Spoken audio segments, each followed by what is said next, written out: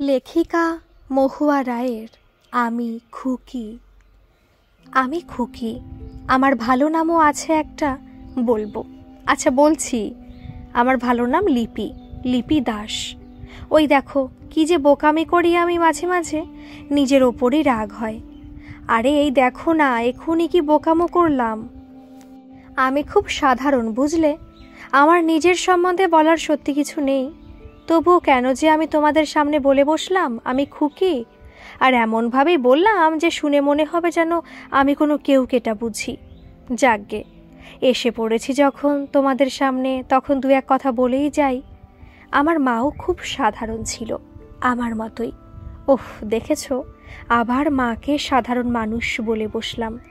আরে বলো না বাপু, এই যে বললাম সাধারণ একজন মানুষ ছিল মা, এ কথা শুনে অনেকে আমাকে ধমকে উঠে বলে মায়েরা কখনো সাধারণ হয় না, মা মানেই অসাধারণ। কিন্তু তা কি করে হয় বলো তোমরা? মা তো আমার মতোই রক্ত মাংসে গড়া মানুষ ছিল নাকি? মায়ের ছোট ছোট ইচ্ছা ছিল, স্বপ্ন ছিল, আর পাঁচটা মানুষের মতো ভালো লাগা মন্দ লাগা ছিল। মায়ের কাছে প্রতিটি দিন মানেই আর পাঁচজন সাধারণ মানুষের মতো যেন এক একটা যুদ্ধ ছিল। বারবার সেই যুদ্ধে হেরে যাওয়া ছিল মায়ের, হারতে হারতেও লড়ে যাওয়া ছিল। তাহলে এসব তো বেশিরভাগ মানুষের জীবনেরই কথা। এভাবে বাঁচার মধ্যে কি কোনো অসাধারণত্ব থাকে? তাই যে যা বলুক, আমি বলি মা আমার খুব সাধারণ ছিল, তাই জীবনটাকে নিজের মনের মতো করে সাজাতে পারেনি। অবশ্য মায়ের মনের মতো জীবন মানে কেমন জীবন আমি জানি না। মা কি কখনো নিজের মনের কথা বলতো নাকি? আমার বেশ খানিকটা জ্ঞান বুদ্ধি হওয়ার পর দেখেছি মা একটা ঠেলাগাড়ি নিয়ে ছায়াছবি নামের একটা সিনেমা হলের সামনে দাঁড়িয়ে বাদাম ভাজা বিক্রি করছে। ওই ঠেলার ওপরেই মায়ের উনুন, বাদাম, বালি, কড়াই সব। ওই ঠেলাগাড়িটাই মায়ের লক্ষ্মী। শুনেছি আমি জন্মাইনি যখন, সেই কাল থেকে মা এই আমাদের পাড়ার পাশের পাড়ায় মাখন দাদুর বাড়িতে কাজ করত।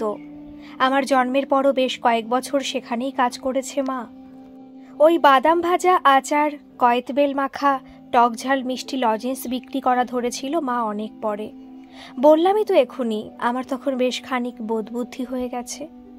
যাই হোক, যা বলছিলাম বলি। এসব কথা আমার মায়ের মুখে শোনা। মা তখন পাশের পাড়ার মাখন দাদুর বাড়িতে কাজ করে, সে সময়ের কথা। মাখন দাদু তখন বুড়ো হলেও শক্তপোক্ত, রীতিমতো সোজা হয়ে হাঁটেন, নিজের হাতে বাগান করেন, হা হা করে হাসতে পারেন, কড়মড় করে মাংসের হাড়ও চিবোতে পারেন। এহেন মাখন দাদু কি করে যেন বুঝতে পেরেছিলেন যে তিনি আর বেশি দিন বাঁচবেন না। মাখন দাদু এত ভালো মানুষ ছিলেন যে বলার নয়। তিনি যে ভীষণ রকম বড়লোক ছিলেন তা নয়, তবে তার মনটা ছিল আকাশের মতো।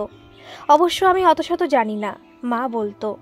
শুনে শুনে জেনেছি, আমি আর কয় বছর দেখেছি তাকে। তবে একথা বেশ মনে আছে, মায়ের পিছু পিছু মাখন দাদুর বাড়ি যেতাম যেদিন আমি, সেদিন মাখন দাদু দিদাকে ডেকে বলতেন, খুকিটাকে বড় গ্লাসে করে দুধ আর খান কতক বিস্কুট দাও তো গিন্নি, মেয়েটা যে দেখি পালকের মতো, ওর তো এই বয়সে পেটে একটু দুধ পড়ার দরকার। আমার খুব মনে আছে, ওই দুধের লোভে রোজ রোজ আমি মাখন দাদুর বাড়ি যেতে চাইতাম, কিন্তু মা নিত না আমাকে সঙ্গে, বলতো রোজ রোজ বাচ্চা নিয়ে কাজের বাড়ি যেতে নেই, মানে লাগে। আমি কান্না জুড়তাম। আমার ঠাকুমা তখন বেঁচে, মাকে গালি দিয়ে ঠাকুমা বলতো, পোড়ামুখীর বড় বড় কথা শুনলে গা জ্বলে যায়, কেনলা মেয়েটারে সাথে নিলে তোর কোন মানটা খোয়া যাবে শুনি? মেয়েটা গেলে এক গ্লাস দুধ জোটে, তা যাক না খুকি তোর সাথে, একটু দুধ তো পেটে যাবে। মা মুখ ঝামটা দিয়ে বলতো, লোকে দিলেই হাত পেতে নিতে হবে নাকি? লোকের ভালো মানুষের সুযোগ নিতে হবে? কখনো না, খুকি বাড়িতে থাকবে। মা চলে যেত কাজে। আমি বিনিয়ে বিনিয়ে কাঁদতাম। ঠাকুমা আমার কানের কাছে বসে বলতো, মা নয় তো ৭০ একটা, নিজের মান নিয়ে গেল। ওরে আবাগির বেটি, আমাদের মতো গরিবদের আবার মান কি রে? আমি ভাবতাম মা আমার বড্ড পাজি। ঠাকুমা বলতো, পাজি পাজি পাজিই তো, নইলে নিজের স্বামীকে যা নয় তাই বলে, মেয়েটার কথা ভাবে না। আমি ভাবতাম সত্যি আমার মাটা লোক ভালো নয়। পরে আরও বড় হয়ে বুঝেছি, আমার মায়ের অমন কঠিন, অমন রুক্ষ না হয়ে উপায় ছিল না যে। কি করবে মা? আমার বাবা ছিল অলস প্রকৃতির পুরুষ, তার উপর একটা ভীষণ রকম মন্দ নেশা ছিল মানুষটার, লটারির টিকিট কাটা। মাসে 12 আনা দিন রোজগার পাতির চেষ্টা না করে ঘরে শুয়ে বসে কাটাতো আর স্বপ্ন দেখতো লটারির টিকিটের প্রথম পুরস্কার জিতে একেবারে বড়লোক হয়ে গেছে। নিজের বাকি কদিনের রোজগারের টাকাটা তো দিস্তে দিস্তে লটারি টিকিট কাটতেই যেত, আর তারপর মায়ের রোজগার ধরে টানাটানি করত। না দিলে আবার বাবার পৌরুষ জেগে উঠত। সহজে বড়লোক হওয়ার বাসনায় মা জল ঢেলে দিত কিনা। জীবনে কোনোদিন 50-100 টাকার ওদিকে পুরস্কার পায়নি বাবা, কিন্তু ওই পুরস্কার পাওয়াই কাল হয়েছিল বাবার। ওই পাওয়াতেই আশা এমন মাথায় চড়েছিল যে লটারি খেলায় মেতেছিল। এদিকে মায়ের ওপর সংসারের ভার যেখানে, মাকেই তো এক্ষেত্রে শক্ত হতে হবে, আর তাতেই ঠাকুমার আপত্তি ছিল। সেই কারণেই রাগ, গালিগালাজ সব কিছু। যাকগে, সেই মাখন দাদুর কথা বলি। সত্যি মারা যাওয়ার 5 কয়েক আগে বাড়ির চাকরবাকরগুলোকে ডেকে দাদু বললেন, দেখ বাবা, আমি আর বাঁচবো না বেশি দিন। তোদের রেখেছিলাম আমি, আমার অবর্তমানে ছেলেরা তোদের কাকে রাখবে কাকে ছাড়বে তাকে জানে। ভেবে দেখলাম এতদিন আমার এখানে খেটে পিটে যা রোজগার করতিস সেসব আচমকা বন্ধ হলে তোরা অসুবিধায় পড়বি।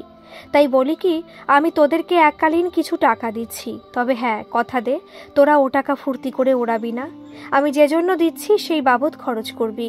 তোরা ওই টাকা দিয়ে ভবিষ্যতে রোজগারের ব্যবস্থা করবি, কথা দে।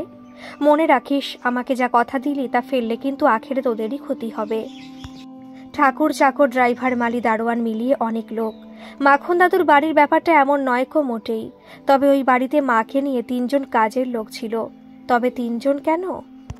টাকা থাকলেও কজন আর একটি মাত্র কাজের লোকেরও ভবিষ্যৎ এভাবে ভাবে বলো তোমরা? যাই হোক, মাখন দাদুর বাড়ির 2 জন কাজের লোক তো মনিবের কথা শুনে ঘাড় হেলিয়ে সায় দিল। কেবল আমার মা কেঁদে ফেলে বলল, না গো বড় বাবা, আমার কোনো টাকা পয়সা চাই নে, তুমি শুধু ভালো থাকো বাবা। কেন তুমি এসব অলক্ষণে কথা বলছো? সুস্থ মানুষ তুমি, কিছুটি হবে না গো তোমার। এখনো অনেক বছর বাঁচতে হবে তোমায়। মা তো রাগে দুঃখে দপদপিয়ে মাখন দাদুর সামনে থেকে সরে গেল। দিদার ওপর হম্বি তম্বি করতে লাগলো গিয়ে। ও মা জননী, বড় বাবাই ওসব কি বলে? তুমি বাবাকে বকাঝকা করতে পারছো না? মাখন দিদা ছিল খুব শান্ত মানুষ। মুখখানা ম্লান করে দিদা বলল, দেখ তো পারুল, তোর বড় বাবার এ কেমন ধারা কথাবার্তা, কেবলই অলক্ষণে গাইছে। এই তো দেখ না, ছেলেদের নামে সম্পত্তি লিখে দেবে বলে উকিল বাবুকে ডেকেছেন। মাথাটা গেছে দেখছি। আমি কিছু বলতে গেলেই কিনা বলে, গিন্নি, ও পারে ডাক আসলে তোমার সাধ্য কি আমাকে আটকানোর? সময় থাকতে সব বিলি ব্যবস্থা করে যাচ্ছি যাতে তোমাকে কোনো বিপদে পড়তে না হয় আমার অবর্তমানে। হ্যাঁ সত্যি, কয়েক মাস পরে মাখন দাদু যেন বলে কয়ে সম্পত্তির বিলি ব্যবস্থা করে মারা গেলেন, যাকে বলে ঘুমিয়ে ঘুমিয়ে চলে যাওয়া। কথায় আছে, আজ মরলে কাল 2 দিন। এ কথা বাপু ভালো মানুষ মন্দ মানুষ সকলের ক্ষেত্রেই খাটে। মাখন দাদুর মতো অমন বটবৃক্ষ হেন মানুষটা যে সংসারটা শূন্য করে দিয়ে চলে গেলেন আচমকা, তাতে করে চন্দ্র সূর্য ওঠাও বন্ধ হলো না, আর সময় নামের স্রোতটাও চলতে চলতে থেমে গেল না। দেখতে দেখতে মাখন দাদুর শ্রাদ্ধের দিন এসে গেল। দাদুর 3 ছেলে, তনু মামা, মনু মামা আর শানু মামা খুব ঘটা করে দাদু শ্রাদ্ধ করেছিল। তারপর কি হলো জানো তো? দাদুর শ্রাদ্ধ শান্তি মিটতে মাখন দিদা একদিন 10,000 টাকা জোর করে মায়ের হাতে ধরিয়ে দিয়ে বললে, টাকাটা নিতে নারাজ হবি নে পারুল। তুই কর্তার কাছ থেকে টাকা নিলি না কিছুতেই যখন, তিনি অগত্যা আমার হেফাজতে এই টাকা রেখে গেলেন। এখন এই টাকা তোর হাতে তুলে দেওয়া আমার দায়িত্ব। তোর বড় বাবা বলে গেছেন, পারুলটাকে বুঝিয়ে বলো এ তার বড় বাবার দান নয়, আশীর্বাদ। এখন তুই যদি এ টাকা না নিস পারুল, স্বর্গ থেকে দেখতে পেয়ে তার মনে হবে তুই তোর বড় বাবার স্নেহকে অপমান করলি। এবার তুই দেখ বিচার করে তোর কি করণীয় এখন। মা কাজের লোক হলেও মাখন দাদু অনায়াসে আমার মাকে অধিকার দিয়েছিলেন তাকে বড় বাবা বলার। খুব ছোট বয়স থেকেই মায়ের তো বাবা মা কেউ ছিল না। এই মাখন দাদু আর দিদাকে আমার মা বড় বাবা আর মা ডেকে খুব শান্তি পেত। জানো তো, আমি মাঝে মাঝে ভাবি, মানুষের মতো আজব প্রাণী আর হয় না। এ জগতেরই কোথাও দেখি কত মানুষ আপনজনকে কি অনায়াসে পর করে দেয়, আবার কোথাও কেউ কি সহজে পরকে আপন করে নেয়। এসব দেখে শুনে আমার তো মনে হয় সৃষ্টিকর্তা মানুষের মনের মধ্যে ভালো আর মন্দের বারুদ পুড়ে ছেড়ে দিয়েছেন। এখন মানুষের কাজ সে ভালো মানুষ হয়ে জ্বলবে না মন্দ মানুষ হয়ে জ্বলবে তা ঠিক করা। নিজের কর্ম দিয়ে সেই বারুদের জন্য সলতে পাকায় মানুষ, নিজের ইচ্ছা দিয়ে আগুন ধরায় সেই সলতেতে। তারপর কেউ ভালো মানুষ হয়ে জ্বলে ওঠে, কেউ মন্দ মানুষ হয়ে জ্বলে। যাই হোক, আমার মা সেই 10,000 টাকা আঁচল পেতে নিয়ে মাথায় ঠেকিয়েছিলেন। তখনও এই ঝি গোত্রের মানুষদের ব্যাংকের চৌকাট মারানোর এখনকার মতো অমন রীতি রেওয়াজ ছিল না। মাও ভাবল, মুখ্য মানুষ আবার ব্যাংকে টাকা ফেলব কি? সেখানে তো কত কি লিখে টিকে ফর্ম ভরতে হয়, সই সাবুত করতে হয়, মেলা ঝামেলা।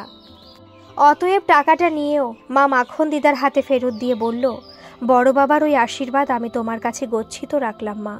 গরিবের ঘর, আবল তাবল খরচ করে ফেলবো, দরকারের সময় চাইব। জানোই তো তোমরা, প্রদীপের নিচে যত অন্ধকার থাকে। মাখন দাদুর মতো মানুষের ছেলেরা মানসিকতার দিক থেকে যদিও বাবার নখের যোগ্যও ছিল না, তবে আর যাই হোক, তনু মামারা 3 ভাই অসৎ ছিল না। কিন্তু তনু মামার ছেলে রন্টুটা ছিল খুব বজ্জাত, অল্প বয়সে মন্দ পথে গেছিল। দিন দিন তার বদমাইশি বাড়ছিল। মাখন দাদু নাতির এই দুর্মতি সহ্য করতে পারতেন না। ও বাড়িতে যত অশান্তি ওই রন্টুকে নিয়েই ঘটত। প্রথম প্রথম স্কুল থেকে, তারপর পাড়া থেকে নালিশ আসতো ওর নামে। তারপর তো সমত্ব হতে বেপাড়া থেকেও নালিশ আসতে থাকলো। বৎসঙ্গ গো বৎসঙ্গ। বৎসঙ্গে পড়েছিল সে ছেলে অল্প বয়সে।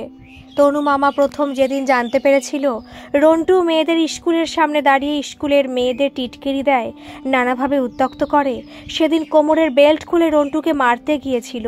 কিন্তু তনু মামার বউ কেয়া মামি নিজের স্বামীকে সেদিন হাতে মারতে বাকি রেখেছিল। কেয়া মামির সাফ কথা ছিল, রন্টু মোটেও মন্দ ছেলে নয়, লোককে যা রটাচ্ছে তা হিংসায় রটাচ্ছে। একমাত্র ছেলের পিঠে যদি একখানা বেল্টের মার পড়ে তো কেয়া মামি গলায় দড়ি দেবে বলে হুঙ্কার দিল। অসম্ভব জেদি ছিল কেয়া মামি, তার হ্যাঁ মানে হ্যাঁ আর না মানে না। সুতরাং পরিস্থিতি বিবেচনা করে তনু মামা সেদিন উদ্যত বেলটা নামিয়ে নিতে নিতে শুনল কেয়া মামি বলছে, আমার রন্টু ঠাকুরের দৌড় ধরা ছেলে, তাকে মারা বকা কিচ্ছুটি চলবে না, তাহলে কিন্তু ঠাকুর রুষ্ট হয়ে রন্টুকে কেড়ে নেবে আমার কোল থেকে। সেই সময় মাখন দাদু বেঁচে। তনু মামা অসহায় রাগে ফুঁসতে ফুঁসতে বেলটা হাত থেকে ছুঁড়ে ফেলে দিল যখন, সেই সময় মাখন দাদু শুধু বলেছিলেন, মহাভারতে লেখা আছে স্নেহান্ধ পিতামাতার হাল কি হয়। সেই রন্টু এক রাতে যখন মাখন দিদা ঘুমন্ত, এমতো অবস্থায় দিদার আঁচল থেকে ক্যাশ বাক্সের চাবি খুলে নিতে গিয়ে হাতে নাতে ধরা পড়ল দিদার হাতেই। আসলে দিদার আলগা ঘুমটা আচমকা ভেঙে গেছিল সে রাতে। দিদা কারো পরোয়া করেনি, অশক্ত শরীর, দাদু বিহনে কাতর মন, সবকিছুকে তুচ্ছ করে দিদার মতো নরম মানুষটা সেদিন তীব্র রাগে জ্বলে উঠল মশালের মতো। শরীরের সমস্ত শক্তি দিয়ে সপাটে একটা চড় মেরেছিল বড় নাতির গালে।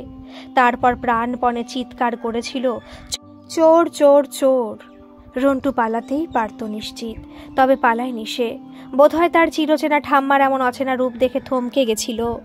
মাখন দিদার ঘরে নাইট ল্যাম্প জ্বলত সারা রাত। বাড়ি শুদ্ধ লোক ছুটে এলো, সেই আলোয় দেখলো চোরটিকে। এসব কথা আমার জানার কথা নয়, আমি তো ছোট তখন, তবে মাও নাই জানতে পারতো যদি না মাখন দিদা পরদিন মা কাজে যেতেই বলতো, ওরে বাড়ুল, আমার ঘরেও তো টাকা কয়টা রাখা ঠিক নয় রে। মা অবাক হয়ে বলে উঠেছিল, কেন মা? মাখন দিদা কাঁদতে কাঁদতে উত্তর দিয়েছিল, সর্ষের মধ্যেই যে ভূত রে। মা অত ঘোরানো কথা বুঝলো না বুঝে মাখন দিদা কাঁদতে কাঁদতে খোলসা করেছিল সবটা। মা অতঃপর সেই 10,000 টাকা নিয়েছিল। এসব কথা বড় হয়ে পরে শুনেছি মায়ের মুখে, তবে মা আমার এত গুছিয়ে কথা বলতে জানতো না। তুলনায় আমি খানিকটা ভালো পারি ওই কাজটা। আসলে কথা বলতে গেলে ভাষা লাগে। আমার মায়ের ভাগ্যে লেখাপড়া করার সুযোগ জোটেনি, তাই ভাষা কেন হয়নি। মনের কথা পরিষ্কার করে প্রকাশ করা, কোনো ঘটনা গুছিয়ে বর্ণনা দেওয়া, এই কাজগুলো মা পারত না। যা বলতে চাইছে তা প্রকাশ করার উপযুক্ত শব্দটা মা খুঁজে পেত না। মা তো জীবন দিয়ে বুঝেছিল লেখাপড়া না জানার অর্থ কী। মোটেও মা ভাবত না লেখাপড়া শিখলে মা কিছু কেষ্ট বিষ্টু হতো। আমার সাধারণ মানুষ মা মনে করত লেখাপড়াটা শেখার দরকার এই জন্য যে মানুষের চোখে চোখ রেখে কথা বলার সময় সঠিক শব্দটা যাতে খুঁজে পাওয়া যায়। মুখ্য মানুষগুলোকে এই ঘাটতিটার জন্যই অনেক সময় ঠকতে হতো। সেই জন্যই মা আমাকে লেখাপড়া শিখিয়েছে। বাদাম ভাজা বিক্রি করে, আচার বিক্রি করে, কয়েতে বেল মাখা বিক্রি করে মা আমাকে লেখাপড়াটা শিখিয়েছে। আমি বিয়ে পাশ করেছি, তাও অনেক বছরই হয়ে গেল। আমার বয়স এখন 30 পেরিয়ে 31। এসব তো আজকের কথা নয়। হ্যাঁ, অবশ্য আমিও 12 ক্লাস পাশ করে টিউশনি করা ধরেছিলাম, না হলে কি করে পারতো মা। মাখন দাদুর আশীর্বাদ সম সেই 10,000 টাকা নিয়ে অবশ্য মা বাড়িতে আসার পর দারুণ গন্ডগোল বেঁধেছিল। মা টাকাটা লুকিয়েই রেখেছিল। আমাদের তো আর আলমারি নেই তখন, একটা তোরঙ্গ ছিল মায়ের, তার মধ্যে কাপড়ের ভাঁজে মা টাকাটা রেখেছিল। কিন্তু আমার বাবা টাকাটার হদিশ পেয়ে যায়। সুতরাং মায়ের টাকার হকদার যে বাবাও, এই নিয়ে শুরু হয় বচসা, তর্ক ঝগড়া পর্যন্ত গড়ায়। বাবা তেড়ে ওঠে মায়ের ওপর, বলে, তবে রে, ওই টাকার কানাকড়িও তুমি পাবে না। তোরঙ্গ খুলে মুঠোর মধ্যে বন্দি করে নোটগুলোকে। মা তরকারি করছিল, আচমকা হাতের কাছে থাকা বটিটা তুলে নিয়ে রণরঙ্গিনী মূর্তি ধারণ করলো মা। চিৎকার করে বলে ওঠে, ওই বাক্সে হাত পড়লে আমি কিন্তু স্বামী বলে মানব না। মায়ের চোখ দিয়ে আগুন ঠিকরাচ্ছিল যেন। আমি ভয়ে বোবা হয়ে গেছিলাম। আমার বাবাও কিছু কম ভয় পায়নি। কেবল ঠাকুমা চেঁচিয়ে উঠেছিল, হতভাগী ডাকিনী হলি নাকি?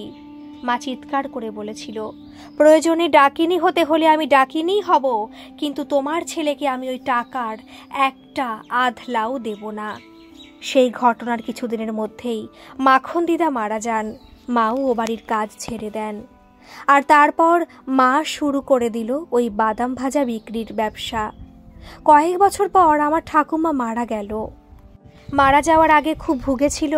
সারা জীবন হতভাগী আর হতচ্ছাড়ি ব্যতীত আর কোনো সম্বোধন জোটেনি মায়ের যে মানুষটির কাছ থেকে। মা তার সেবা করতে অবশ্য কসুর করেনি। ঠাকুমা সেই সেবাটে নিতে নিতেও অবশ্য অনায়াসে মায়ের নিন্দা করে গেছে। আমি দেখেছি, বাইরের লোক নয় গো, মানুষের সাথে সবচেয়ে বেশি শত্রুতা করে ঘরের লোকেরাই। এই দেখো না, আমার মায়ের সাথে বাবা আর ঠাকুমা, মাখন দিদাদের বাড়ির রন্টুদের সঙ্গে তার মা, এসবই এক এক রকম শত্রুতার উদাহরণ। বাবাকে মা কত বলতো, ঘরে শুয়ে শুয়ে স্বপ্ন না দেখে চলো দুজনে মিলে দোকান নিয়ে বসলে সুবিধা হয় কত। প্রথম প্রথম বাবা চেঁচিয়ে ঝগড়া করে বাড়ি মাথায় করে বলতো, আরে যাও যাও, ভারী 5 টাকার দোকান দিয়ে 5 নয়া পয়সা রোজগার। তাই করতে নাকি আমাকেও খাটতে হবে? কেন গো, আমি কি তোমায় বাদাম ভাজা বেচতে বলেছি? বাদাম বিক্রি করতে রাস্তায় নামার আগে নিয়েছিলে একবারও আমার অনুমতি? আমি কি তোমার বাপের চাকর যে তোমার খিদমত খাটবো? অবশ্য মায়ের তাতে কোনো হেলদোল হতো না। বাবাকে অলস জীবন থেকে টেনে বের করতে কম চেষ্টা তো করেনি মা। আর তাই করতে গিয়ে গালিগালাজ শোনা অভ্যেস হয়ে দাঁড়িয়েছিল মায়ের। তাই এত মন্দ কথার পরও মা যখন বাবাকে আবারও বলতো সেই একই কথা, বাবা কেমন অসহায়ের মতো বলতো, আমাকে ছেড়ে দাও পারুল, সবাইকে দিয়ে সব হয় না। বাবা সেই যে মায়ের রণচণ্ডী মূর্তি দেখেছিল, তারপর থেকে ধীরে ধীরে একটু একটু করে কেমন শান্ত হয়ে গেছিল। তারপর তো দিস্তা দিস্তা লটারির টিকিট কেনার বদ নেশাটা কেমন একসময় কেটে গেল বাবার। আসলে ঠাকুমা মারা যাওয়ার বছরখানেক পরের কথা। হঠাৎ সেদিন বাবা ভীষণ অসুস্থ হয়ে পড়ল। প্রচণ্ড ঘাম দিয়ে বুকে ব্যথা হয়ে জ্ঞান হারিয়েছিল বাবা। মা ছোটাছুটি করে পাড়ার ছেলেদের সাহায্যে বাবাকে হাসপাতালে নিল। কিছুদিন জমে মানুষে টানাটানির পর বাবা বাড়ি ফিরল বটে, তবে তার তখন এক লাফে বড়লোক হওয়ার বাসনাটা হারিয়ে গেছে। বাবা প্রায় 5 বছর শয্যাশায়ী ছিল। শরীরের একদিকটা প্যারালাইসিস হয়ে গেছিল। আমি যেবার মাধ্যমিক পাশ করলাম, বাবা চলে গেল চিরঘুমের দেশে। মা আমাকে বিয়ে পাশ করতে দেখে গেছে, চাকরি পেয়েছি যে তাও দেখে গেছে। এ যে আমার কত বড় প্রাপ্তি তা কি বলবো। সামান্য চাকরি করি বটে আমি, একটা ছোটোখাটো কোম্পানিতে। কলেজে পড়ি যখন, তখনও মা তার ব্যবসাটি করে। তবে ততদিনে ঠেলাগাড়ি ছেড়ে মা এক চিলতে দোকান নিয়েছে। দোকান বলতে মুলি বাঁশের বেড়া দেওয়া চিলতে দোকান। জায়গাটা স্টেশনের কাছাকাছি হওয়াতে চলতো খুব। স্টেশনারি দ্রব্য রাখতো মা তখন দোকানে। এই দোকানটা গড়ে তুলতে মাকে অমানসিক পরিশ্রম করতে হয়েছিল। যে মেয়েরা নিজের সংসার সামলে রোজগার করেন, তাদের পরিশ্রম কেবল তারাই জানে। আবার যাদের সে সুযোগ বা সামর্থ্য হয় না, তাদের লড়াইটা কোথায় সে ঘরে থাকা মেয়েরাই জানে। এ যেন দুটো সমান্তরাল লাইন। চলে গেছে জীবন নামে একখানা ধূসর ভূমিকে ছুঁয়ে ছুঁয়ে। সব মেয়েদের কাজ ওই ধূসর রংটাকে রঙিন করতে করতে চলা। আমি চাইলেও মা আমাকে দোকানে বসতে দিত না। আমাকে বলতো, লেখাপড়াটা কর, বাকিটা আমি সামলাচ্ছি। আমি বিয়ে পরীক্ষার পর থেকে চাকরির চেষ্টা করতে থাকি। আজকাল কম্পিউটারের যুগ, জানি কম্পিউটারের একটা কোর্স করা দরকার। কলেজে পড়াকালীন আমি একটা কোর্স করি, সেই সুবাদেই চাকরি জোটে। আমার অতি সাধারণ মায়ের অতি সাধারণ মেয়ে আমি। এই আমার জীবন আলেখ্য। আমাকে লেখাপড়া শেখানোর সামান্য জেতরা ছাড়া আমার মায়ের সম্বন্ধে বলার মতো আর কিছু নেই আসলে। তবে বলতেই পারো তোমরা, এরপরেও মায়ের জেতরাকে সামান্য বললাম কেন আমি? কি আশ্চর্য! স্বাধীন গণতান্ত্রিক দেশের নাগরিক আমরা। আমাদের দেশে নাগরিক অধিকারের মধ্যে মেয়েদের শিক্ষার অধিকারও তো গ্রাহ্য, তাই না? আমার মা কেবল তার মেয়ের সেই সমানাধিকার যাতে ক্ষুণ্ণ না হয় সেটুকুর জন্য লড়াই করেছিল। এ লড়াই নিঃশব্দে আরও কত মা যে লড়ছে তার ইয়ত্তা নেই। সেই সব মায়েদের বাড়ির লোকেরা কি তাদের যুদ্ধটার খোঁজ রাখে না রেখেছে? আমার মায়ের লড়াইতে আমার বাবা কিংবা ঠাকুমা সহায় হয়নি। একবারও মুখে পর্যন্ত স্বীকার করেনি তারা কেউ যে মা তার জীবনটাকে খরচ করছে তাদেরই গ্রাসাচ্ছাদনের ব্যবস্থা করতে, আমাকে মানুষ করতে। এতটুকু সম্মান দেয়নি মায়ের ঘাম ঝরানো মূল্যে খেয়ে পড়ে বেঁচে থাকা আমারই পরিবারের আরও দুটো মানুষ। মায়ের মূল্যায়ন তারা এভাবেই করেছিল, খাটবে, পিটবে, রোজগার করবে, ঘর সংসার সামলাবে না তো কি? সোনার সিংহাসনে বসে থাকবে তুমি? দুটো পয়সা রোজগার করো বলে কি মাথা কিনেছ নাকি? এসব দেখতে দেখতে বড় হওয়া আমার আসলে মনে হয় কি যে সাধারণ তাকে অসাধারণ আখ্যা দিয়ে শুধু শুধু মহান করে দেখানোর কোনো মানে হয় না। তেমন করলে বরং সাধারণ মানুষটার লড়াইকে অপমান করা হয়। আমার মায়ের অসাধারণ সাজার কোনো বাসনাই ছিল না। একজন অতি সাধারণ নারী তার প্রত্যহের লড়াইটা লড়তে লড়তে থেমে গেছে একদিন জীবনের স্বাভাবিক নিয়মে। আমার এখন দায়িত্ব তার ফেলে যাওয়া যুদ্ধক্ষেত্রটায় অবতীর্ণ হওয়া। আমারও কোনো অসাধারণত্ব নেই। আমার মা চাইতো মেয়েরা লেখাপড়া শিখুক, নিজেরটা বুঝে নিতে। আমার ইচ্ছা মায়ের চাওয়াটাকে একটু হলেও পূর্ণ করা। তাই তো এবছর মহালয়ার দিন আমার মায়ের ফেলে যাওয়া দোকান ঘরখানার খোল নলচে বদলে কম্পিউটার স্কুল খুললাম, পারুলবালা কম্পিউটার শিক্ষায়ত নাম দিয়ে। ও নামকরণ দেখে কতজনকে মুখ টিপে হাসতে দেখলাম। হাসবেই, স্বাভাবিক। পারুলবালা নামটার সাথে একই পংক্তিতে কম্পিউটার শিক্ষায়তন উচ্চারণ করলে বেখাপ্পা রকম শুনতে লাগে না কেমন? যাগ্গে, মানুষের হাসি নিয়ে ভাবা আমার কাজ নয়। খুব সাধারণ মানুষ আমার মা। আমাকে শিখিয়ে দিয়ে গেছে কেমন করে হেলায় উপেক্ষা করতে হয় অবজ্ঞার হাসি। হ্যাঁ, যা বলছিলাম তা বলে নিয়ে এবার শেষ করি। আপাতত আমার বেশ ধার হয়েছে। ব্যাংকে বাধা দিয়েছি মাঠ পাড়ে মায়ের কিনে রেখে যাওয়া 1.5 কাঠা জমি। সে যাগ্গে, ঠিক করেছি আপাতত শনি আর রবিবার আমার কম্পিউটার স্কুল খোলা থাকবে। তবে সেই সব ছেলে মেয়েগুলোর জন্য আমার স্কুল যারা আমার মতোই সাধারণ এক দিদি বন্যী দিদির স্কুলে পড়ে। আমিও ছোটবেলায় ওই স্কুলটায় পড়েছি। তখন বন্যী দিদির মা চালাতো স্কুলটা। স্কুল বলতে তোমরা যেমন ভাবো তা নয়। স্টেশনের 4 নম্বর প্ল্যাটফর্মের একদিকে একটুখানি জায়গায় মাটিতে চট বিছিয়ে কতগুলো নানা বয়সের হতভাগীকে গড়ত বন্যী দিদির মা বড় দিদিমণি। অবশ্য হতভাগা বিশেষণটা অন্য লোকেদের দেওয়া। আমরা কি ছাই বুঝতাম যে আমরা হতভাগা? বড় দিদিমণির উদ্যোগেই 5ম শ্রেণীতে আমি প্রথম সত্যিকারের স্কুলে ভর্তি হই। মা আর আমার প্রথম দিদিমণির কথা স্মরণ করে জয় দুর্গা বলে মহালয়ার দিনই আমার computer school Parulbala computer Shikshayatan উদ্বোধন করলাম। নেমন্তন্ন করেছিলাম ওই সাধারণ মানুষ বন্যী দিদিকে আর তার গোটা কতক নানা বয়সী সাধারণ ছাত্রছাত্রীকে। আমাদের যুদ্ধ জারি থাকবে যতদিন আমাদের পরিবার, আমাদের আপনজন, আমাদের সমাজ বলে যাদের জানি তারা আমাদের যুদ্ধকে হেয় করবে, ততদিন এই যুদ্ধ চলবে। আর বারবার আমরা প্রমাণ করে দেব আমরা সাধারণ, আমাদের যুদ্ধটাও সাধারণ। তবে এক একটি সাধারণ মানুষের চরিত্র আর তাদের এক একটি সাধারণ যুদ্ধের চরিত্র এমনই হয় যে অন্যেরা তাদের থেকে মুখ ঘুরিয়ে রাখতে পারে না। তাই তো মহালয়ার দিন আমার উদ্যোগকে সম্মাননা জানাতে নয়, আমার মায়ের নামের স্কুলটার কথা জনসমক্ষে আনতে এক স্বেচ্ছাসেবী সংস্থা এসেছিল আমার মায়ের সাধারণ জীবনের সাধারণ কাহিনী শুনতে। তারা নাকি এই সব মানুষগুলো লড়াইকে সকলের সামনে তুলে ধরতে তথ্য সংগ্রহ করছে। পরবর্তীতে সেই তথ্যের ভিত্তিতে ডকুমেন্টারি ফিল্ম হবে।